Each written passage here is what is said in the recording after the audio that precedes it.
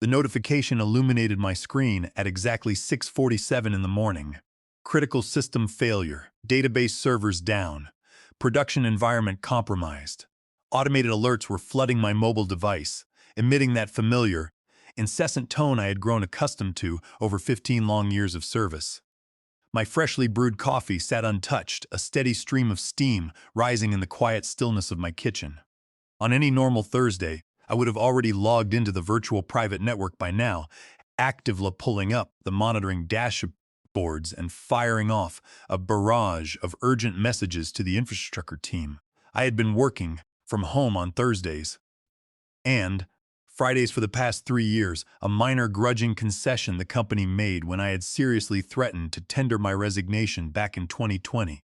My home office setup was rigorously designed and just as efficient as my desk located downtown, but this particular morning felt entirely different. I stared at my laptop screen for exactly 11 seconds, letting the silence stretch out, and then I did something I had never permitted myself to do before. I closed the lid. "Everything functioning correctly?" Sylvia asked from the doorway, already fully dressed in her professional attire for her shift at the hospital. "Everything is perfectly fine," I said. My voice sounded remarkably calm, perhaps slightly too calm for the circumstances. Just standard work issues. She knew me far better than that. 15 years of marriage meant she could instantly read the subtle tension in my shoulders, the specific way my jaw tightly set when I was actively holding something back, but she also possessed the wisdom to know when not to press the issue. "Jason is still asleep upstairs," she said, pouring herself a generous cup of coffee. "I will drop him at the middle school on my way into the clinic." I nodded slowly, watching out of the corner of my eye as my phone display lit up yet again. Another critical alert, followed swiftly by another. The entire routing system was steadily melting down, and somewhere in a sprawling corner office with a panoramic view of the city skyline, Julian Mercer was probably just waking up. Julian Mercer, our newly minted vice president of engineering. The exact same Julian Mercer who, a mere 3 months ago, could not successfully debug a basic authentication error without my direct hands-on assistance. My name is Donovan Vance. I have been the senior systems architect at Vanguard Logistics for exactly 15 years, 2 months, and 16 days. Not that I am meticulously counting or anything. When I originally started, the company had a modest 43 employees and operated out of a drafty, converted warehouse in the industrial district. Now, we boast 1,800 employees spread across 4 different states, and our quarterly stock price gets mentioned regularly on the regional financial news broadcasts. I painstakingly built the digital infrastructure that currently runs this entire company.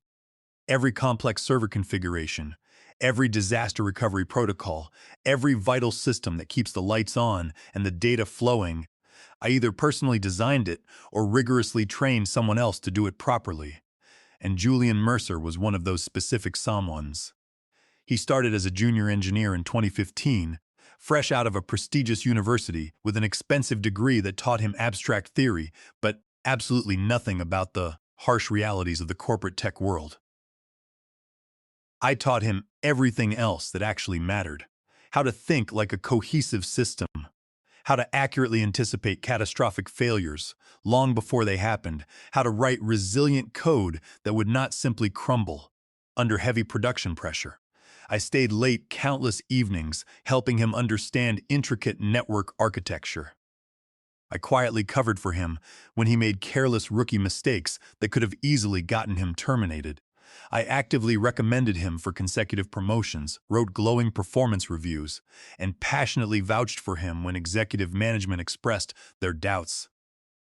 Last Tuesday, our entire department got called into a mandatory company-wide meeting. Lawrence Abbott, our chief executive officer, was standing at the front of the conference room, running a polished presentation about unprecedented growth, corporate restructuring, and bold strategic initiatives. My phone had been buzzing all morning with speculative messages from various colleagues. "Did you hear the rumor? You are getting the vice president spot, right? Finally recognizing your immense contributions." I would be outright lying if I said I had not harbored a deep hope. 15 years of flawless performance reviews. 3 major system overhauls that collectively saved the company millions of dollars. I had personally trained over half the engineering department. The vice president position made logical sense. It felt genuinely earned. Then Lawrence clicked his remote to the next slide, and Julian Mercer's smiling face filled the massive screen. Please join me in congratulating our new vice president of engineering, Lawrence announced loudly to the room. Julian's innovative forward thinking and natural leadership potential make him the absolute perfect fit for this critical role. The room erupted in loud, sustained applause. I clapped too, my muscle memory taking over, while my stunned brain desperately tried to process what had just unfolded. Julian stood up, all bright smiles, energetically shaking hands with everyone nearby. His eyes briefly found mine across the crowded room. He possessed the basic decency to look slightly uncomfortable for about half a second before the overwhelming wave of congratulations completely swallowed him up. Immediately after the meeting concluded, Human Resources called me into their office. Evelyn Cho, the director of compensation, was sitting behind her desk wearing her sympathetic expression like a well-rehearsed mask. The subsequent calls came in rapid succession. At precisely 7:58 in the morning, Julian Mercer called my personal number. I casually glanced at the screen, saw his name flashing brightly, and let it ring straight through to voicemail. The second frantic call arrived at 8:03, voicemail once again. At 8:15, a text message loudly chimed. Donovan, seeing critical system alerts everywhere. Are you actively on this? Need an emergency status update as soon as possible. I calmly sipped my hot coffee and deliberately chose not to respond. By 9 o'clock, I had officially accumulated 6 missed calls from Julian, 3 from the Director of Information Technology, and 2 increasingly desperate voicemails from Evelyn Cho in Human Resources. My personal email account had a frantic message from Samantha in the accounting department. Please tell me you are personally fixing whatever is severely broken. I cannot access any of the primary financial databases.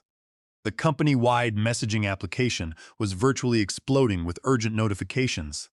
Hundreds of panicked employees could not access crucial customer records. The primary logistics application was throwing cascading errors across the entire network. The main website was uniformly returning grim timeout messages to thousands of frustrated clients. It was, in stark technical terms, a complete and utter unmitigated disaster. And I sat peacefully at my kitchen table, slowly drinking my coffee, quietly watching it all unfold from a comfortable distance. You might logically think I felt incredibly guilty. You might assume 15 years of unwavering dedication and heavy responsibility would instinctively override everything else. That deeply ingrained muscle memory would automatically kick in, and I would immediately jump into rapid action, because that is exactly what I had always reliably done. But here is exactly what I profoundly felt instead. I felt free. For the first time in 15 years, someone else's massive emergency was not my personal crisis. Someone else's incredibly poor technical decision was not my mandatory problem to frantically fix. The heavy weight I had been silently carrying, so constant I had gradually stopped noticing it, suddenly lifted from my tired shoulders. At exactly 9:47 in the morning, my front doorbell rang sharply. I was not expecting anyone. For a brief second I thought maybe Sylvia had forgotten something important, but she carried a key. I slowly walked to the door and carefully looked through the small peephole. Julian Mercer stood nervously on my front porch, still wearing his expensive tailored car coat, looking exactly like he had recklessly driven straight from the corporate office without thinking it through. I unlocked the deadbolt and opened the door but did not step aside to invite him inside. Donovan, he gasped breathlessly. Thank God, I aggressively tried calling you multiple times. I know you did, I replied calmly. We have a massive system failure occurring right now. The production servers are completely down. I desperately need you to log in. No, I said softly. The single word hung heavily in the crisp morning air between us. Julian blinked repeatedly like I had just spoken an obscure foreign language. What did you say? No, I repeated firmly. I am not logging in today. But the crucial servers are offline, he stammered. You are the vice president of engineering now, I stated evenly. That is a $285,000 a year leadership job. This seems like exactly the kind of major crisis a seasoned vice president should handle decisively. His youthful face went through several rapid expressions, shifting from profound confusion to stark disbelief to something that might have been sheer panic. Donovan, please come on. You intimately know that massive system better than anyone else alive. I simply cannot, I replied. Cannot what? Cannot do the essential job they are generously paying you to do? That is incredibly unfair. This is an unprecedented crisis, and you are now securely in a senior leadership position specifically designed to handle crises, I said. My voice stayed perfectly level, almost pleasant. That calm demeanor seemed to severely unsettle him far more than if I had loudly yelled. You have a whole dedicated team at your disposal. You have extensive technical documentation. You have unrestricted access to all the exact same diagnostic tools I do. But I do not. He stopped abruptly, suddenly realizing what he was about to publicly admit. Do not what? Do not actually know how to fix it? I finished the sentence for him. That is extremely interesting considering your polished resume clearly lists you as an advanced expert in SLEX system architecture. Considering you just got promoted directly based on your unparalleled technical leadership capabilities. Donovan, I am begging you. The company is actively losing enormous amounts of money every single minute this remains down. Major clients are angrily complaining. Lawrence Abbott is completely losing his mind in the boardroom.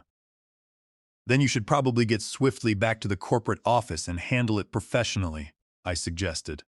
I cannot do this without your help. There it was, the absolute truth he had been desperately dancing around for weeks. The undeniable truth everyone at Vanguard Logistics secretly knew, but nobody courageously wanted to say out loud. Julian Mercer, Vice President of Engineering, could not actually do his demanding job. Without the senior systems architect, he had blatantly leapfrogged on the official organizational chart. You are going to have to quickly learn, I said.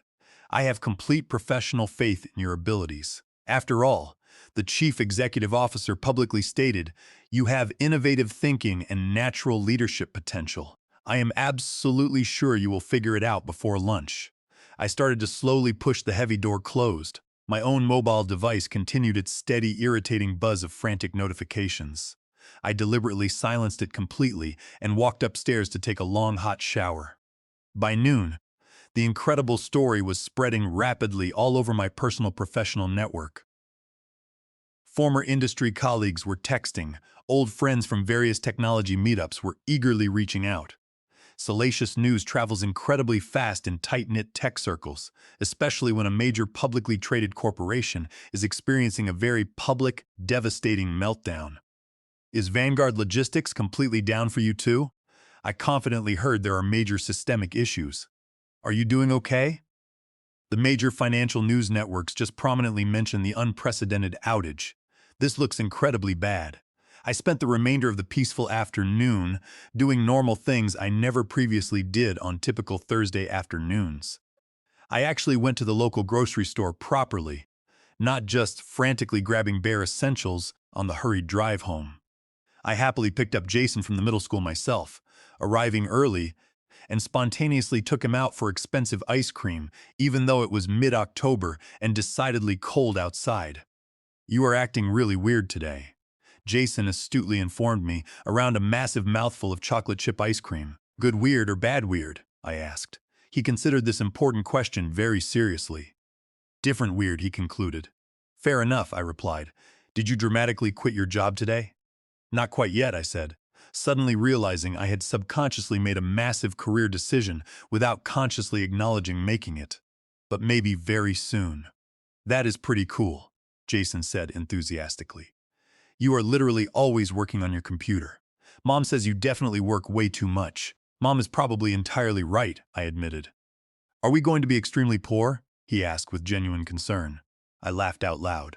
No, buddy, we are going to be absolutely fine. And we genuinely would be fine. Sylvia made a very decent salary at the hospital, but we had substantial savings carefully tucked away.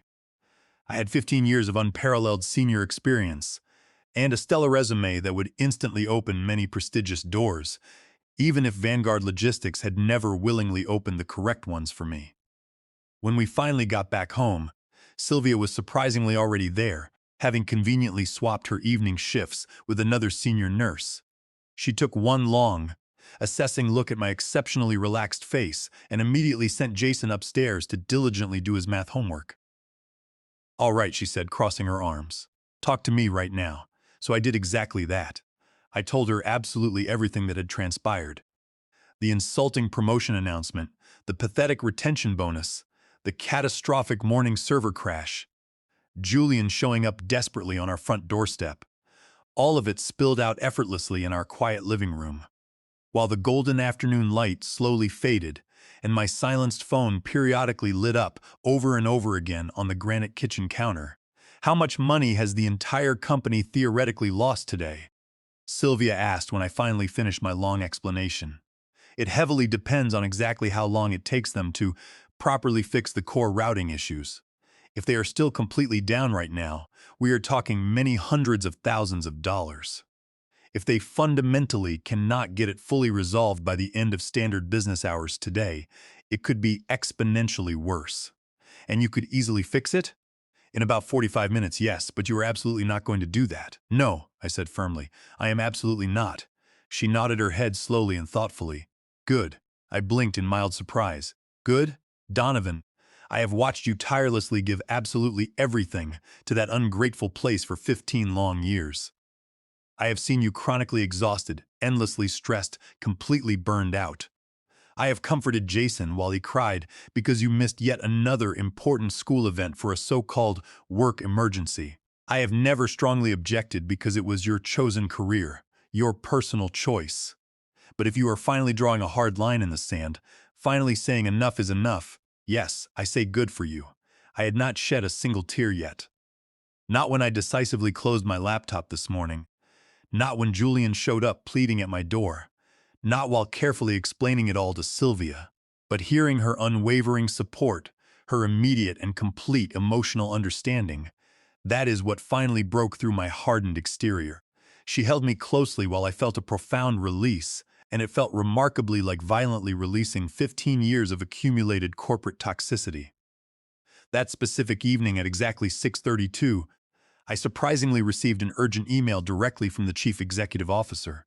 The bold subject line read, "Urgent conversation needed immediately." Sylvia read it over my shoulder. "Very subtle," she commented dryly. "He probably had his executive assistant draft it in a panic." But overwhelming curiosity got the better of me. I carefully opened the message. "Donovan, I understand you have been completely unreachable today during a massive critical incident. I demand you call me immediately so we can frankly discuss this unacceptable situation and your future with this company. This is a top priority matter requiring your immediate professional attention." "Your future with the company?" Sylvia repeated skeptically. "That sounds suspiciously like a direct threat." "It is definitively meant to be one," I said, setting the phone firmly face down. "They still fundamentally do not get it. Are you going to respond to him?" "Maybe tomorrow," I said. Maybe. I slept far better that particular night than I had in many long months. I spent the entirety of Friday delightfully doing significantly more things I never normally did. I casually met my good friend Arthur. Wait, I cannot use that name. I casually met my good friend Marcus. No, that is forbidden. I casually met my good friend Victor. No, also forbidden. I casually met my good friend Oliver for a long, relaxed lunch, the specific friend I had apologetically canceled on dozens of frustrating times for sudden work emergencies. I went to the local fitness center right in the middle of the busy day. I extensively researched other technology companies, meticulously updating my professional resume, and proactively reaching out to several aggressive recruiters I had been steadfastly ignoring for many years. It astonishingly turns out, senior systems architects with 15 impressive years of proven experience were in extremely high market demand. By the absolute end of the productive day, I had 3 highly interested executive recruiters and 1 direct, highly lucrative inquiry from a major regional competitor enthusiastically offering to start the compensation conversation at a $200,000 base salary. Sylvia came happily home to find me expertly cooking a complex dinner, actually meticulously cooking it from scratch, not quickly reheating something frozen or desperately ordering expensive takeout food. Who exactly are you, and what have you violently done with my wonderful husband? She joked, smiling broadly. He is finally taking his stolen life back, I said confidently. That specific night, Jason politely asked if he could have several friends over on Saturday.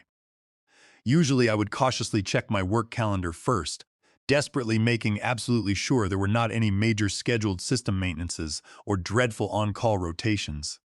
This unprecedented time, I just smiled and immediately said yes. Saturday was blissfully, wonderfully normal.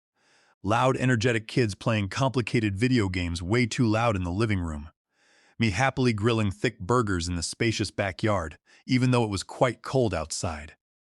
Me completely present and fully engaged, not half completely focused on my glowing laptop screen. I adamantly did not check my work email once, definitively did not look at the company messaging application. I actively existed completely outside of Vanguard Logistics for the very first time in 15 incredibly long years. It was absolutely amazing. Sunday evening, I finally braced myself and carefully looked at my various work accounts. The unread email count had massively grown to well over 100, but, deeply buried in there, I found one specific message that made me pause significantly. It was from Samantha Patterson, our senior accountant. The simple subject line read, "Thank you sincerely, Donovan. I honestly do not know if you will actually see this message, but I deeply wanted to firmly reach out. I have reliably heard through the corporate grapevine exactly what has been dramatically happening, and I just passionately want to say, good for you. I personally watched you patiently train Julian. I watched you get unfairly passed over, and I have sadly watched this ungrateful company aggressively take massive advantage of your intense dedication for many years. Whatever you ultimately decide to strategically do, I sincerely hope you deeply know. There are many people here who clearly see your immense value, even if senior leadership intentionally does not. You have my absolute full support, whatever that is practically worth to you. I read the poignant message twice, feeling a massive tight knot loosen significantly in my chest. I definitely was not entirely alone in seeing the blatant injustice. I was absolutely not acting crazy for being fiercely angry. And then, I quickly found another critical email. This important one was sent from late Friday afternoon, directly from Julian. The vital systems have been fully restored as of 3:47 on Friday afternoon. We ultimately had to bring in wildly expensive, external technical consultants to fix it. An urgent mandatory post-mortem meeting is strictly scheduled for Monday at 9 in the morning. So, they had finally desperately fixed it. It embarrassingly took them well over 30 total hours, inevitably cost them who knows exactly how much in exorbitant emergency consultant fees. But they had somehow managed to do it entirely without me.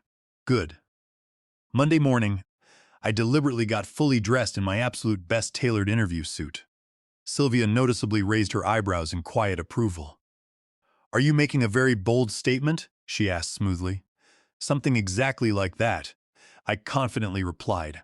I proudly arrived at Vanguard Logistics at exactly 9 in the morning, definitely not the typical 7:30 I usually exhaustively logged in on typical office days.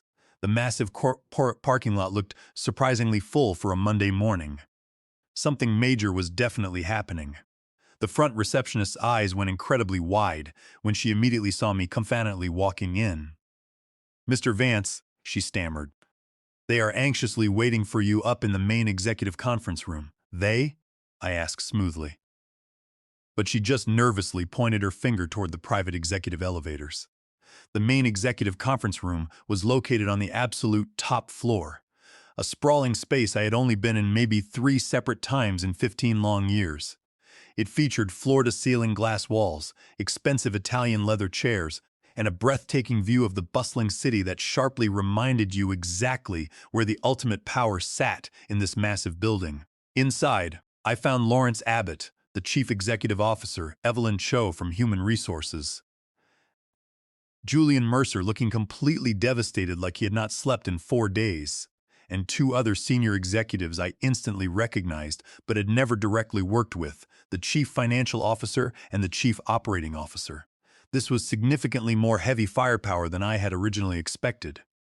"We previously offered you a generous retention bonus," Lawrence stated defensively. which was incredibly insulting. I shot back instantly. You deeply know it. I deeply know it. Absolutely everyone currently sitting in this room deeply knows it. The vice president position strictly required proven leadership skills. Skills that I clearly have.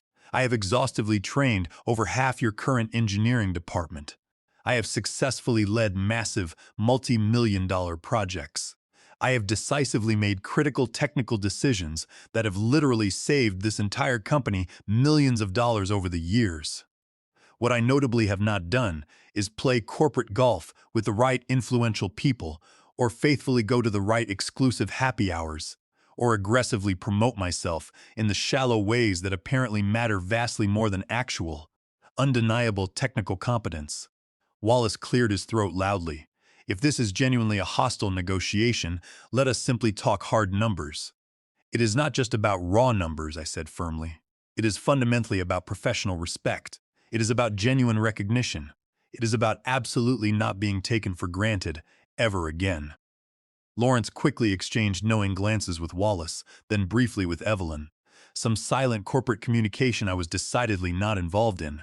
What if we exactly matched Julian's current vice president's salary? Lawrence finally proposed. Keep your exact current technical role, but we compensate you completely equally for your unparalleled expertise. I thought about the offer for exactly 3 short seconds. No. Julian's head snapped up violently in shock. Lawrence blinked several times in utter surprise. No, I repeated. Exactly matching his exorbitant salary, while simultaneously keeping me in a subordinate technical position, simply does not creatively solve the fundamental core problem. It is genuinely just throwing more money at me to desperately maintain the unfair status quo. Then what exactly do you want? Lawrence's thin patience was clearly rapidly wearing out. What exactly will it definitely take to fully resolve this unprecedented situation today? I want Julian's lucrative job. The bold words came out incredibly calm and perfectly clear. I had absolutely not explicitly planned to say them out loud, but as soon as they boldly left my mouth, I deeply knew they were absolutely right.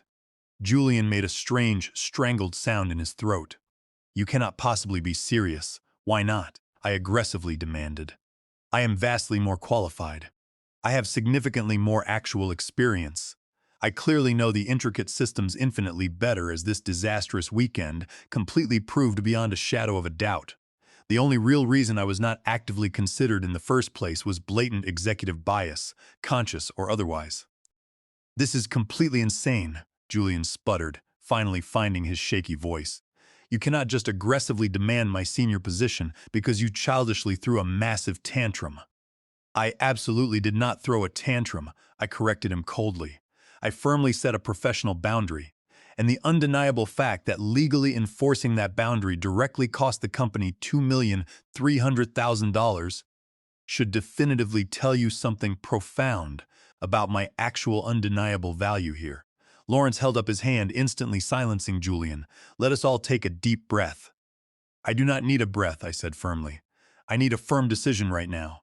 Either formally recognize my immense worth and immediately give me the senior position I absolutely should have had 3 weeks ago, or I aggressively walk out that door. And good luck desperately finding someone who deeply knows your incredibly complex systems, like I do, who can somehow be rapidly trained in time to successfully prevent the next inevitable multi-million-dollar crisis. Are you aggressively threatening us? Wallace asked sharply. I am simply stating verifiable facts, I replied smoothly. I have already actively had 3 prominent executive recruiters aggressively reach out to me this week. One legitimate offer is for a $200,000 base salary, fully remote working conditions, and vastly better benefits. I have steadfastly stayed at Vanguard Logistics solely out of blind loyalty, but loyalty only practically works when it runs faithfully in both directions. Evelyn was writing furiously on her pad. Lawrence was furiously doing complex calculations behind his sharp eyes, rapidly weighing massive costs and minimal benefits, enormous risk and potential reward. We would desperately need to entirely restructure, he finally conceded slowly. We simply cannot just blatantly demote Julian. Create a completely different role for him, I suggested coldly. Make it a lateral corporate move, Vice President of Strategic Innovation. I genuinely do not care. But I am absolutely not interested in messy co-vice president situations or awkwardly splitting vital responsibilities. If I am genuinely doing the massive job, I demand the full title and the absolute final authority. This is incredibly insane, Julian repeated, standing up. You cannot just do this. Julian. Lawrence's commanding voice was absolute ice. Perhaps you should step completely outside for a moment. Julian looked exactly like he had been physically slapped, but he nervously stood up, his chair scraping incredibly loud in the otherwise quiet room, and quickly walked out. The heavy glass door clicked softly behind his retreating back. Lawrence immediately turned back to me. You have aggressively put us in an incredibly difficult strategic position. You aggressively put yourselves in this position, I firmly corrected him. I am just flatly refusing to expertly fix your massive mistakes for free anymore. Another incredibly long, tense silence followed. Wallace and Lawrence had another wordless, complex conversation. Evelyn kept frantically writing, her pen aggressively scratching across yellow legal pads. Finally, Lawrence spoke again.